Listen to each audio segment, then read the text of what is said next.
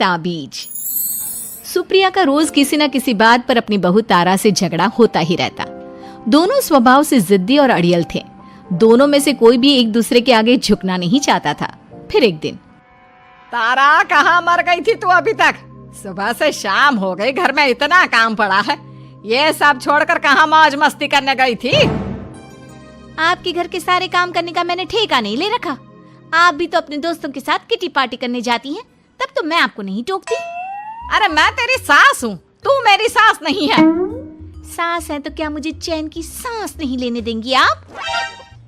बहुत जबान चलने लगी है तेरी आजकल। आने दे मेरे बेटे को घर पर, फिर देख तेरी कैसे क्लास लगवाती हूँ। आपके पास और काम ही क्या है? बाहर पड़ोसियों से मेरी बुराई करना और घर में पति से। हाँ तो अब तेरा काम भी तो ऐसे ही होते हैं ना। तारीफ के लायक कोई भी काम किया है तूने आज तक? बस जुबान चलवा लो, कैंची से भी तेज चलती रहती है।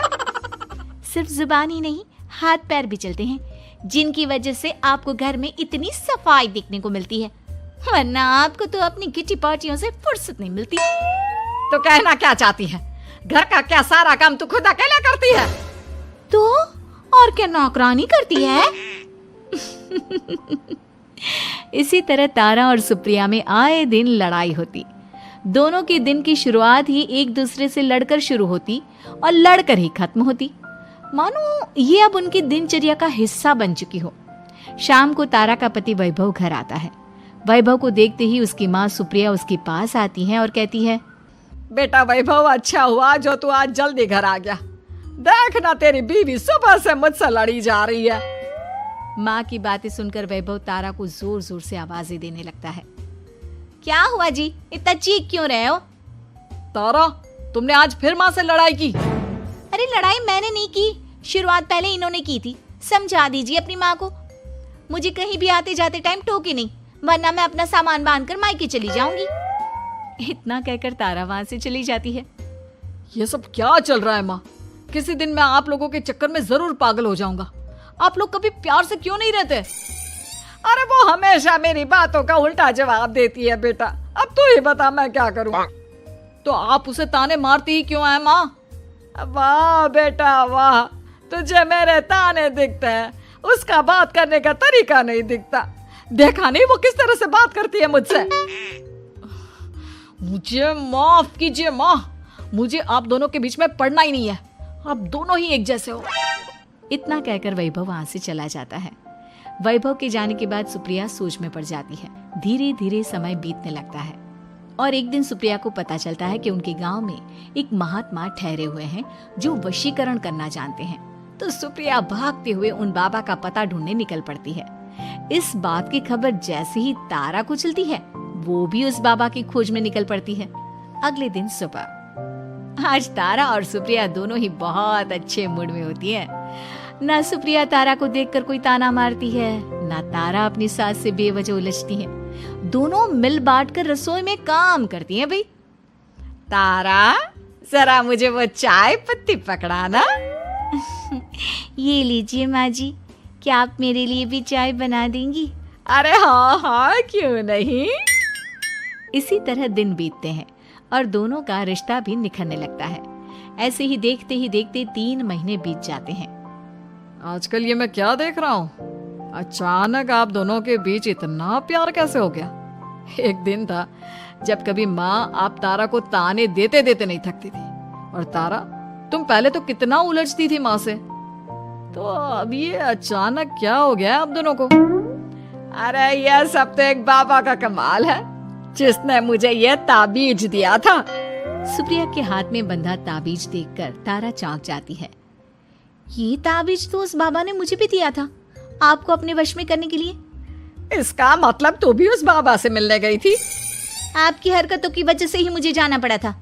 ये सब क्या चल रहा है? मुझे तो आप लोगों की कोई भी बात समझ में नहीं आ रही। सुप्रिया वैभव को सारी बात बताते हुए कहती है, अरे जैसे ही मुझे पता चला कि हमारे गांव में जाने माने तांत्रिक बाबा आए हुए हैं जो वशीकरण करना जानते हैं, तो मैं बिना देरी किए उनके पास चली गई और बहू को अपने वश में करने की इच्छा उनके सामने रखी, जिससे ये मेरी हर बात माने। बाबा, मैं अपनी बहू से बहुत दुखी हो चुकी हूँ। वो मेरी एक बात नहीं मानती। आप कुछ ऐसा कीजिए बाबा जिससे मेरी बहू मेरी हर बात मानने लगे। पहले आप मुझे अच्छे से बताइए, आपको अपनी बहू से आखिर परेशानी क्या है? बाबा वो मुझसे कभी प्यार से बात नहीं करती। मैं उसे एक बात सुनाती हूँ तो वो पलट कर 4 बातें सुनाती है। आप कुछ ऐसा कीजिए ना जिससे मेरी बहू सारी बातें मानने लगे। बाबा सुप्रिया की बातों को ध्यान से सुनते हैं और उसके बाद सुप्रिया को एक काले रंग का ताबीज देते हुए कहते हैं, ये ताबीज तुम्हें अपने गले में पहनना है और जब तक मैं ना कहूँ तब तक इसे उतारना मत। तो क्या इस ताबीज की मदद से मेरी बहू मेरे वश में हो जाएगी? सिर्फ वश में ही नहीं, इस ताबीज के कारण तुम्हारी बहू तुम्हारे आगे पीछे भी घूमने लगेगी। लेकिन बस तुम्हें कुछ काम करने होंगे। कैसा काम बाबा जी? तुम्हें अपनी जुबान पर काबू रखना होगा। उससे जो भी काम करवाना हो हमेशा प्यार से बात करनी होगी। धीरे धीरे वो तुम्हारी मुट्ठी में आ जाएगी। अरे ठीक है बाबा जी, जैसा आप कहेंगे ठीक मैं वैसा ही करूंगी। तारा ये सब सुनकर चौंक जाती है। ऐसा ही कुछ तो मेरे साथ भी हुआ था जब मैं उस बाबा से मिलने गई थी। जी बाबा, मैं अपनी सास से बहुत तंग आ चुकी हूँ। वो हर रोज किसी न किसी बहाने मुझसे लड़ती रहती हैं। आप प्लीज कुछ ऐसा करिए ना जिससे मेरी सास सुधर जाए और मुझे बेवजह टोकना बंद कर दे।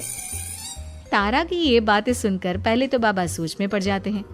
उसके बाद वो तारा को भी काले रंग का ताबीज पकड़ाते हुए कहते हैं, ये लो बिटिया, इसे अपने गले में पहन लो और जब तक मैं तुम्हें इसे उतारने के लिए ना बोलूं तब तक इसे उतारना नहीं। इस ताबीज को पहनने से तुम्हारी सास तुमसे प्यार करने लगेगी और दिन रात तुम्हारे आगे पीछे घूमेगी। ये सुनकर तारा बेहद खुश हो जाती है। बाबा, इस ताबीज का असर कब तक होगा?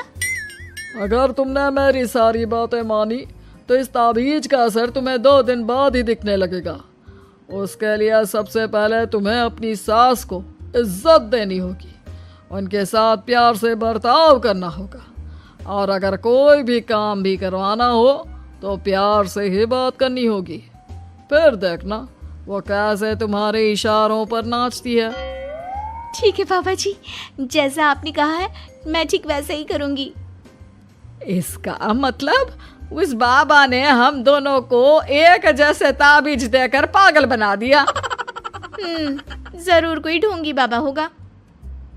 इतने में ही बाबा भी उनके घर पहुंच जाते हैं और मुस्कुराते हुए उनकी ओर आते हैं और उनसे उनके हालचाल पूछते हुए कहते हैं, ताबीज का असर हुआ या नहीं? बाबा जी, आपने हमें एक ही जैसा ताबीज देकर पागल बनाया है। ऐसा कैसे? ताबीज ने अपना काम तो पूरा ही किया है। आप दोनों को देखकर लगता तो नहीं कि अब भी आप लोगों के बीच कोई खटपट है। खटपट तो नहीं है बाबा जी।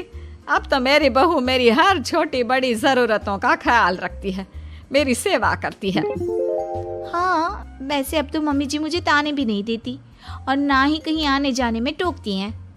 जानते हो यह सब कैसे संभव हुआ? कैसे बाबा जी?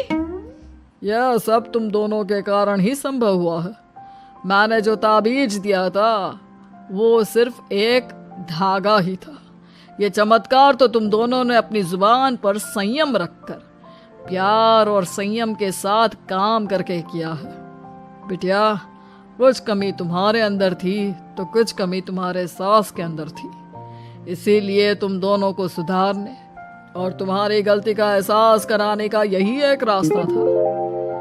बाबा की ये सारी बातें सुनकर सुप्रिया और तारा एक दूसरे की ओर देखने लगते हैं। अब उन दोनों को अपनी गलती का एहसास होता है। शायद आप सही कह रहे हैं बाबा। मैंने कभी अपनी बहू को समझने की कोशिश ही नहीं की। मैंने भी तो कभी आपकी उम्र और ओहदे का लिहाज नहीं किया और जो जब मन में आया बोलती चली गई। हो सके तो मुझे माफ कर देना मम्मी जी। चलो फिर, अगर सब ठीक ही हो गया है तो बाबा जी अब आप भी वापस अर्जुन बन जाइए। वैभव की बात पर बाबा अपनी नकली दाढ़ी हटाते हैं तो उसे देखकर सास बहू हैरान रह जाती हैं। अरे अर्जुन भैया, आप? हाँ भाभी, आप दोनों के रोज रोज वाले झगड़ों से परेशान होकर एक दिन मेरे इस दोस्त ने एक प्लान बनाया और मेरी मदद मांगी, तो मैं इनकार कैसे कर सकता था। और देखिए आज उसका नतीजा हम सबके सामने है। सब जोर जोर से हंसने लगते हैं।